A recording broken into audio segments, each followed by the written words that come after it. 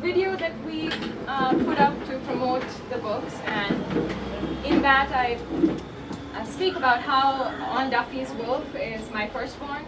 It really does feel like all my children are wrapped up in a bunch of pages, and I just want to cradle that book to sleep every night, you know.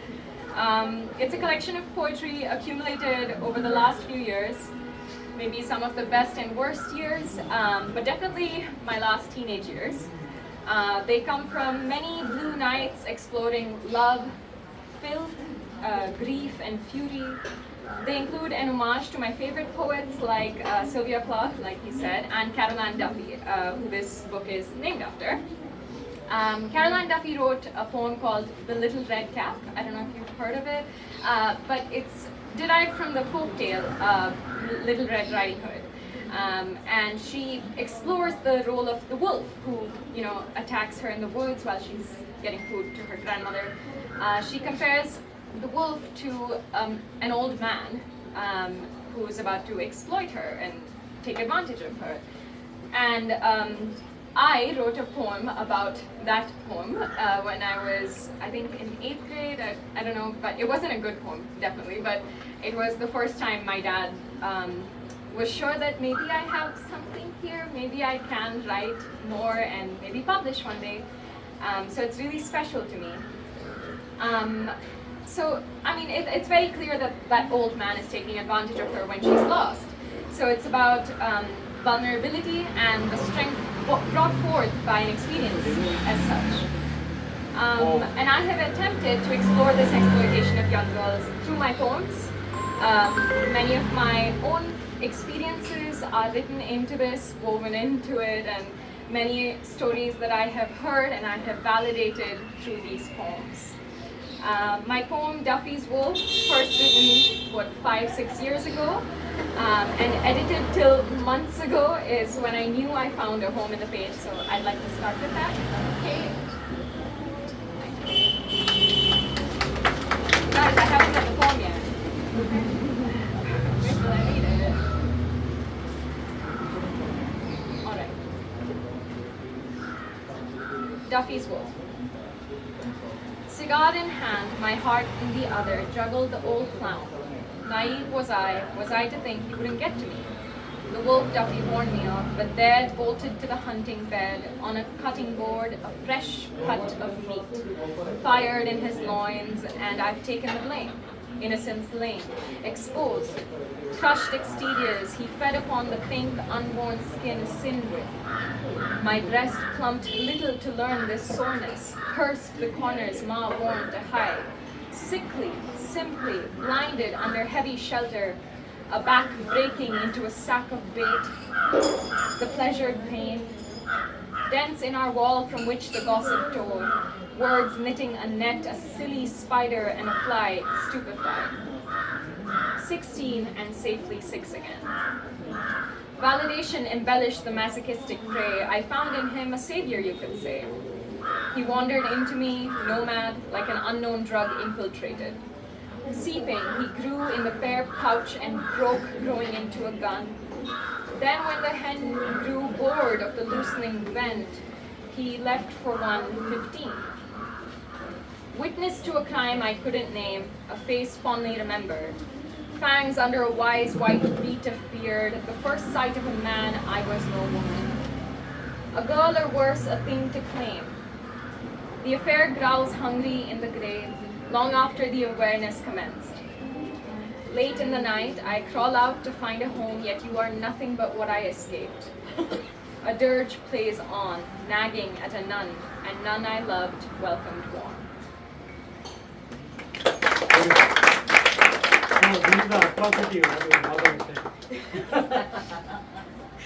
Yeah, I have to say this collection is... I love that word, you know. He would have loved my atrocities.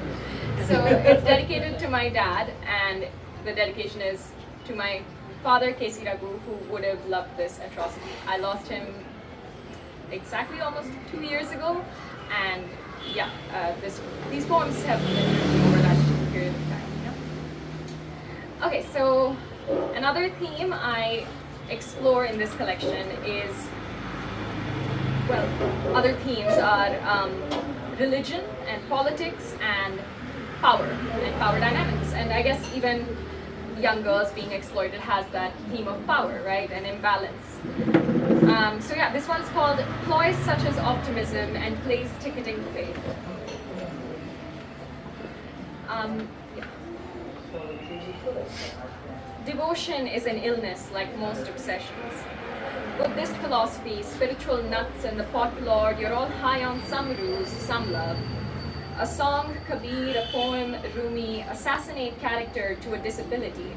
Clean your ass with golden sheets and cure the only truth behind closed doors, an empty room and a bad girl. For they say there is no evidence to claim your superiority, hail Socrates over your raping priests. Alleviate a temporary stress in drunken contracts, constructing cults. Evacuate senses for sadists to solve. To kiss another set of dirty feet, sacrilegious spewings, scriptures renouncing the contaminated, when everything pure is a farce because white is your best color. The truth, however, is you'll never open your eyes to something better than nature. God is clumsy, I think we can agree. Text interpreted, misunderstood, miscommunicated, mishandle the misconduct, and name every murder a triumph. A wife thrown into his fire like fuel, be gone, be not blinded by gurus and criminal righteousness, put your gun down. Believe none but that which stays put in every perception, beating its wings to save you, nature calls, but you wait for God. Dare to live your idea without a ticketed conference, congregations, and petty politics. Not everything can be orange.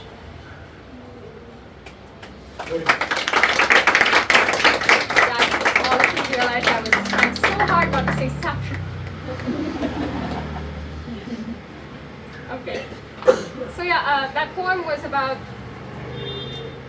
how people, I'm not a believer, but I believe that if God was real, his biggest worry wouldn't be a girl in a crop top.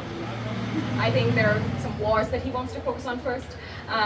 So I believe that God is in a baby's face, like laughing or grumpy, and I believe that it's in these Malaysian canopies when you look up when you're walking all alone and listening to mainstream pop music. But yeah, I think it's in the old age homes we visit where old grandmothers wish me, they are God to me, and I feel most in touch with any sort of upper whatever power when I'm with people I love, people whose homes I go to who let me borrow books, and your family and how jolly they are and you dancing, and that is to me God, not some idol up there.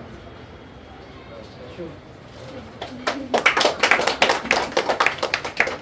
It's the institutionalization of religion. I should have said that, but then I started that way. Sorry, habit. Okay, so the third poem, sorry, there are a few poems, just 2 or 3 more, don't worry about it. So the next poem is Schrodinger's cat. It is that theory where if there's a cat in a box, it's both alive and dead at the same time. And yeah, okay, so I am everywhere. I am the walls, look up.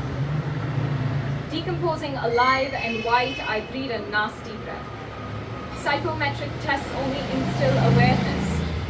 Power I possess, excuse my French, I remain obliging, unbroken, arrested in the demons they couldn't amputate.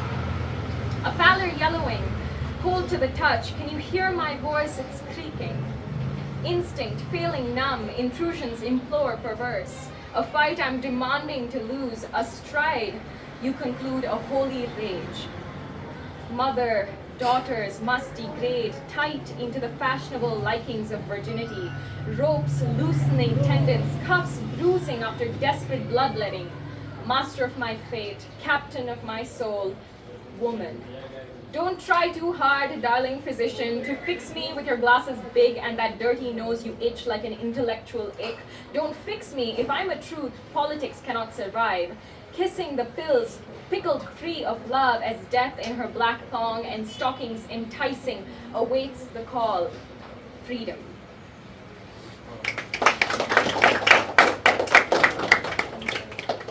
I really want to explain that one. It's just the process of dying and decomposing when you're alive.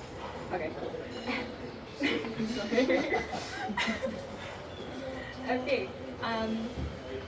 So this next one is pretty long, I'm sorry, but it's prose, and it's about the poem that you quoted from Dear Mrs. Sylvia. I'll explain it after this time. Okay. Dear Mrs. Sylvia, once again, it's a day when worms wiggle out of the woods with wicked intent. The barriers I built to cage them are chewed away as they climb to the very frontal lobe, no warning declared, nothing secured, to feed on the words yesterday proposed. Spit, loathing, brittle, and bitterly finger the brain and have it gag a tonsil out onto the table wet. With all the weight I can carry, arms defenseless with which I make this vow, believe me, my heart pumps to quench their insatiable thirst. Serve the hungry beast of expectations, but constantly am I haunted by my own criticisms. Dear Mrs. Sylvia, the maggots live on. Their perverted pleasure shredded down to my marrow, as if pregnant on some weeping masochist. The craving is poignant for words to be born out of your shadows I sink in, I bathe within. But there is no sign of reincarnation. My hair black, my skin is for the sun to be draped golden. To write in your voice is to borrow a pain I never knew. The question disgusts me. You don't know me. Yet I spend my days rolling in your ashes, bloody with ink. No man holds on knowing the bird grows fiery. No one seems to believe me. Dear Mrs. Sylvia, I implore you, silence these neo-Nazi voices and billionaires in politics. The world is naked, the blue is tainted, hunting me down like rotten meat meant to taste like the grates in this climate is not a good color. It doesn't fit this palette. Curse any spell to hinder at the least, as I do strive for the exquisite and uninterrupted, or I'll be dead sooner than the birth of this book. Dear Mrs. Sylvia, free me, I beg thee, from your tangling umbilical. Purple is the placenta in which you've captured and imprisoned my wit, my reason, my pencils, and the talent to remark, the breath dormant. Scared of searing waters, I have failed in the rope, the jump, and the cut. Monoxide is our last resort, but I have not the time to plan when Medusa guards the knife. So I pray you rest. I can only love you so much till I start to hate myself.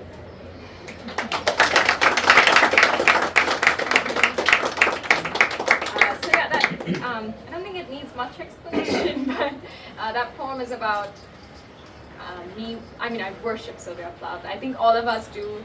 It's like I don't know, it's a poet's thing, you know, to love Sylvia Plath so much. But I do think that for many years I have spent trying to replicate her or be exactly like her, but that won't do me any good, because one day I'll figure out that I have no talent myself unless I'm trying to replicate her.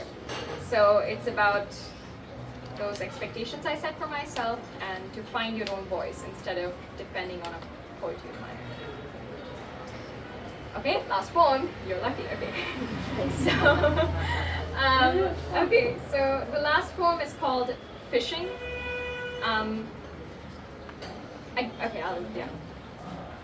Fishing. Newlywed to the soul, so long disconnected, pulled her in eye from a hook like a fish glistening its last breath. She danced into my hand, flickering. I watched my lungs carry her sour stench, cradle the air like that of many waves that have curled and bowed into our feet. I had so much to thank. The sea for one, and the worms that caught it for me. But the soul was moldering and rocked till 'twas meat to season, too long forgotten. I took her home, maiming her unfit. We ate her to pieces and licked her clean. I was to catch a soul the next morn, but the boat grew rust, and with a certain lust I fell in love. The search, the sun. That last one is quite different from my other poems, only because it's a moment of peace that I rarely have. I think I was in Pondicherry when I wrote this, and I was for a while alone, and I was looking at the ocean, and there are these little moments when I feel, again, that upper whatever power, the spirit or something like that. I don't want to call it God because it would make me wretch, but but it was that little moment when I was like, maybe there's a reason to be alive, maybe something else is meant for me. And I feel that when we go to our hometown, Himavad Gopal Swami, and they give a little baby Krishna for you to hold and make wishes with. And I don't believe in God, but as soon as I held it, it was so heavy that I was so scared it was going to drop, and it was like I was holding on to this little hope that I barely ever feel. And it kind of feels like catching a fish that not often I enjoy eating either. Nice.